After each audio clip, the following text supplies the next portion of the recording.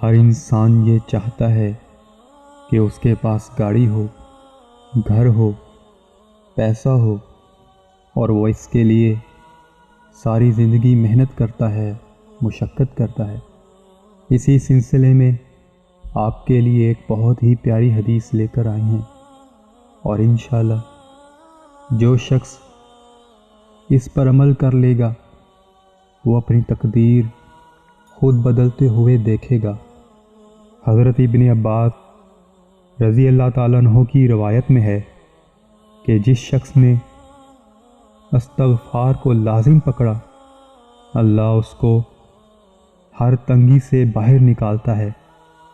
اور ہر فکر سے کشادگی بخشتا ہے، اور ایسی جگہ سے رزق دیتا ہے کہ وہاں سے گمان بھی نہ ہو۔